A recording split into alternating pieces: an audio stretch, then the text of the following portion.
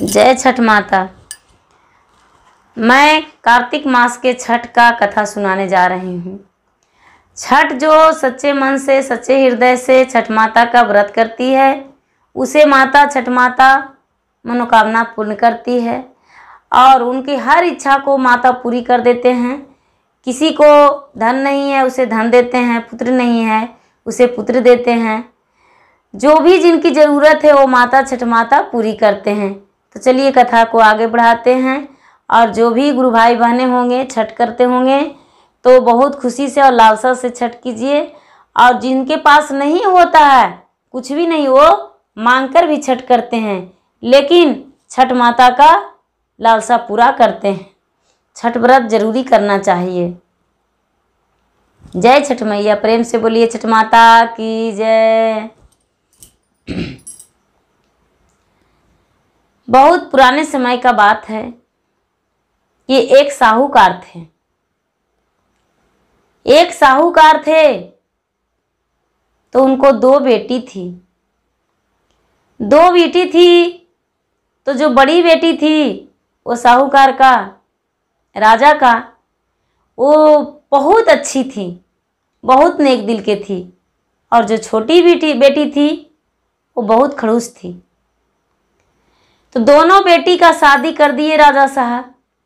शादी कर दिए और दोनों अपना अपना ससुराल चली गई। दोनों अपना अपना ससुराल चली गई, ससुराल में रह गई। तो बड़ी बहन जो थी वो छठ कर रही थी, छठ करने वाली थी, छठ कर रही थी। तो सबसे पहले तो उससे पहले तो दीपावली आ गया। तो दीपावली आया तो दीपावली से पहले अपने बहन को बोली कि बहन हम छठ कर रहे हैं, हम तुम्हारे घर न्योता दे रहे हैं, तुम मेरे घर जरूरी आना छठ में। छोटी बहन बोली कि ठीक है बहन, हम दीपावली के बाद आएंगे, क्योंकि दीपावली है, एक साल का पर्व है, एक साल में आता है। अपने बच्चे के लिए अपना घर में ही तो रह सकते हैं ना, तो हम तुम्हारे घर आएंगे छठ के दिन। ये जो छोटी बहन थी वो छठ के नहाई खाई के दिन अपने बड़ी बहन के घर गई।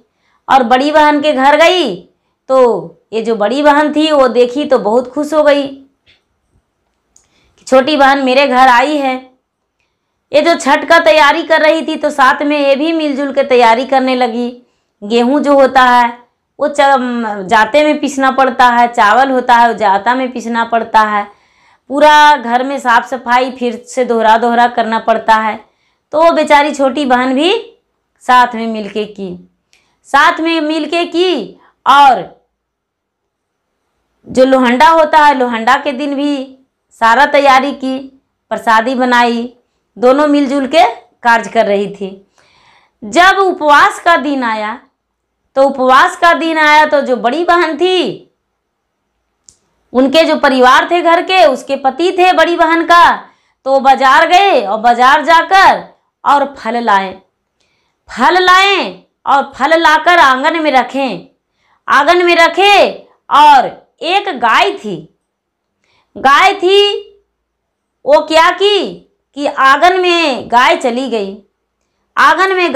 गई और जाकर और जो फल लाया था उसके पति, बड़ी बहन का पति, वो गाय जाकर फल खाने लगी, जूठा कर दी। ये छोटी बहन जो देखी सो क्या की कि आओ नहीं ताओ देखी और गाय को दो चार डंटे लगा दी और गाय को निकाल दी। जो गाय थी वो बहुत दुखी हो गई और कहने लगी कि हे छठ माता, छठ तो जरूर ही कर रही है, लेकिन जो आई है वो अच्छे दिल का नहीं है। छठ माता उसको निसंतान कर दीजिए, क्योंकि हम खा रहे थे तो फल, लेकिन जिसका खा रहे थे वो नहीं मारी, जिसका नहीं खा रहे थे वो मार दी हमको। हम तो देखे और खाने गए जरूर, लेकिन हमें ये नहीं पता था कि मेरा भी जूठा होता है, क्योंकि जो मेरा दूध है वो तो मेरा बछड़ा का जूठा रहता है, लेकिन उससे भी आप अर्घ लेते हैं, आपको डराता है, तो ये फल मेरा जूठा कैसे नहीं लगता? हमको मार दी क्यों? उसको निसंतान कर दीजिए छठ माता, हम भी आपको अर्घ देंगे।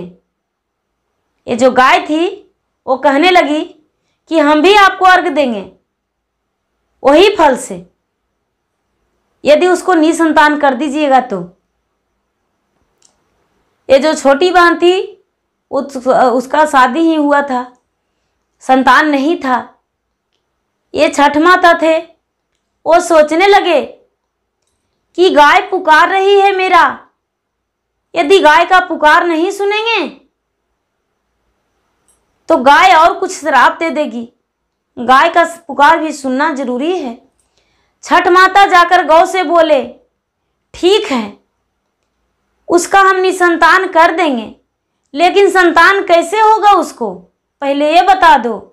ये गाय कहने लगी कि जब तक मेरा चरण 21 दिन लगातार नहीं पखारेगी, मेरा पूजा 21 दिन लगातार नहीं करेगी, तब तक उसका संतान नहीं होगा। माता, ऐसा हम वचन दे रहे हैं। ये जो गाय थी वो इस प्रकार से बोली छठ माता से। छठ माता जो थे उसको निसंतान का आशीर्वाद दे दिए कि जाओ, तूने गौ को मारी हो, तू निसंतान रहेगी। वो तो अनजान थी। इसका जो बहन थी वो छठ की जाके अर्घ दी, ये भी साथ में गई। ये भी जितना करना था वो सब कुछ की। वापस आई तो वो अपना घर चली गई, और ये बड़ी बहन थी जो अपना घर रह गई। कुछ दिन के बाद बड़ी बहन का एक बच्चा हुआ, एक लड़का हुआ, लेकिन छोटी बहन का एक भी संतान नहीं हुआ। समय बीते बहुत दिन बीत गया। बहुत कष्ट की छोटी बहन, लेकिन कोई संतान नहीं हुआ। जब संतान नहीं हुआ तो उसके जो परिवार थे वो कहने लगे कि इतना डॉक्टर से दिखा रहे हैं, वैद्य से दिखा रहे हैं, फिर भी इसका संतान नहीं हो रहा है, क्या कारण है? कुछ नहीं कुछ तो जरूर कारण होगा। तो गुरु पुरोहित को बुलाए आंगन में, और गुरु पुरोहित को बुलाकर कहने लगे कि देखिए पुरोहित जी, क्या कारण है जो मेरा बहू का संतान नहीं हो रहा है। वो जो पुरोहित जी थे इनको देखने लगे, इनका बहू को देखने लगे। देखते सारी बातें बता दिए कि देखिए, आपको जो बहू है, जिस दिन व्रत था, व्रत के दिन, उपवास के दिन आपकी बहू गाय को मारी है। गाय फल खा रही थी और आपका जो बहू है वो बहू मारी है और गाय ने आशीर्वाद दे दिया है ऐसा, और छठ माता से मन्नत किया है, यदि इसको संतान छठ माता दे देते तो गाय अपना प्राण त्याग देती। इसीलिए छठ माता से आशीर्वाद ऐसा दे दिए हैं।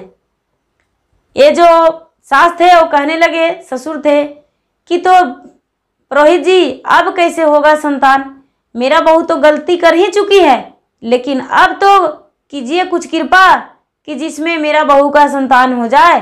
ये बोले ठीक है।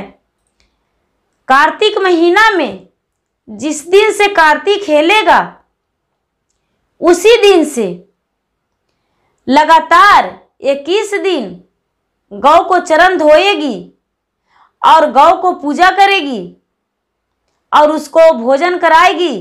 पहला रोटी ताई से निकलेगा, वो रोटी भोजन में देगी गौ को, निरैठा रोटी, तब इसका संतान हो जाएगा। और नहीं तो, और उसके बाद छठ माता के भार लेगी, अर्घ देगी, तब होगा। ये जो गौ थी तो उसको पूजा करने लगी। गाय एक लाई अपना घर में, गाय को लाई, और गाय का जब कार्तिक महीना आया तो एक गाय लाई, और गाय लाकर और उसको पूजा करने लगी। प्रतिदिन उसको पूजा करती थी और उससे दया मांगती थी कि हे गौ माता, हमने गलती की है, मेरा गलती का माफ़ कर दीजिए। हमने बहुत बड़ा पाप किए, लेकिन मुझे क्षमा कर दीजिए और मेरा संतान दे दीजिए। लगातार 21वें दिन तक उसका चरण को धोई और उसका सिंह का पूजा की, उसका मांग भरी। और सारा दिन जब से उसको पुरोहित बताए, गुरु पुरोहित, तब से वो ताय में से रोटी निकालती थी और निकाल के और पहले गौ को खिला देती थी, उसके बाद और परिवार को भोजन देती थी। वैसा ही करने लगी, वैसा ही करने लगी। और जब छठ आया तो माता छठी का व्रत की, छठी माता का व्रत की और व्रत करके और मन्नत की कि हे छठ माता, आप यदि मुझे संतान दीजिएगा तो हम आपके आगे मुंडन करेंगे और गौ के गले में हीरा का हार पहनाएंगे। हमें संतान दीजिए और गौ का घाट पे पूजा करेंगे, गौ को हम चुंदरी पहनाएंगे, जैसा आप कहें वैसा हम करेंगे माता। हमने तो गलती किए हैं, लेकिन छठ माता मुझे संतान दीजिए। छठ पर अर्घ दी और अर्घ देकर घर आई तो उपास के दिन अर्घ दी। और जब सोई तो छठ माता इसको सपने में आए और बोले कि ठीक है, हम तुम्हें संतान देंगे, तूने ऐसा दोबारा गलती मत करना और किसी के साथ भी ऐसा गलती करने को भी मना करना, किसी को भी मना करना, कहना कि कोई भी पर्व करे तो गौ खाए या बालक जूठा कर दे, उसको मारना मत, उसको डांटना मत, उसको प्यार से हटाना और प्यार से लेकर रख देना, लेकिन उसको पर हाथ कभी नहीं उठाना, ऐसा करना होगा। जब इसको आंखें खुला तो देख रही है बेचारी कि अरे तो मेरे पास तो कोई है ही नहीं। इधर उधर देखी और सोचने लगी कि अरे मेरे पास कौन था। वो हाथ जोड़कर छठ माता को प्रार्थना की कि माता, जो आप कहें मुझे हम सब स्वीकारेंगे, लेकिन मुझे संतान दीजिए। जब अर्घ दी पारण वाला और पारण की और पारण करके और जितना भी प्रसादी बांटना था सबके बांटी। गौ के सबसे पहले ये गौ माता के प्रसादी निकाल दी और गौ के खिलाई, गौ के खिलाकर और उसके बाद ही पारण की और पारण करके सारे लोग के प्रसादी बांटी। घर आई, जब घर आई तो 2-4 दिन के बाद इसका गर्भवती रह गया। 9वां महीना में एक बहुत सुंदर पुत्र पैदा लिया। ये भी पुत्रवती हो गई, इसका एक पुत्र पैदा लिया।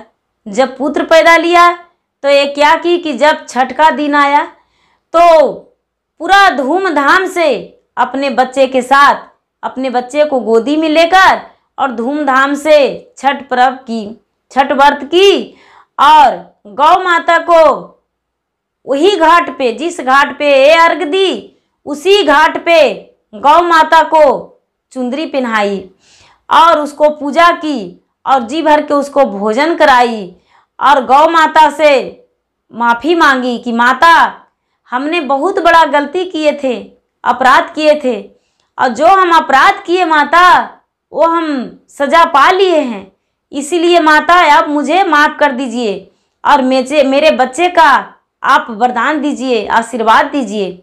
ये जो गौ थी, वो गौ जैसे मनुष्य अपने हाथ उठा कर देते हैं आशीर्वाद, उसी तरह गौ अपने सर उठा के, मुंह उठा के और बच्चे को सर पे अपना मुंह धर दी, सर धर दी और धर के और आशीर्वाद दी और गौ माता बोली कि जुग जुग जियो, तुम्हारा एक बाल भी नहाते समय भी ना टूटे और तुम्हारा शरीर अमर रहे और किसी प्रकार का तुम्हें कोई कष्ट ना हो। ऐसे करके और गौ माता आशीर्वाद दिए।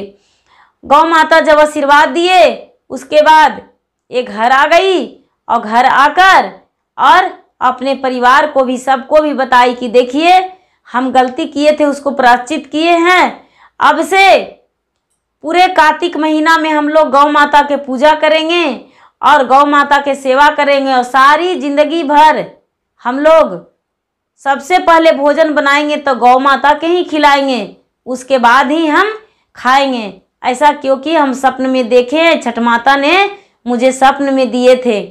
और उस दिन से प्रतिदिन वो गौ माता का भोजन देने लगी, गौ माता का बनाए हुए भोजन खिलाती थी, पूजा करती थी और छठ का पर्व करने लगी। छठ बड़ी धूमधाम से छठ करती थी।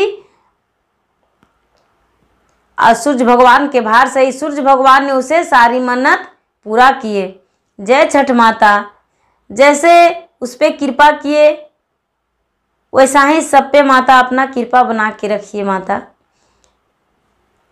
आप तो जगत जननी हैं, आप तो 3 लोक के मालकिन हैं, आप तो संसार के रखने वाले हैं माता। आप तो आपका रूप जो है अनेक है माता, एक नहीं है अनेक है। जय छठ माता।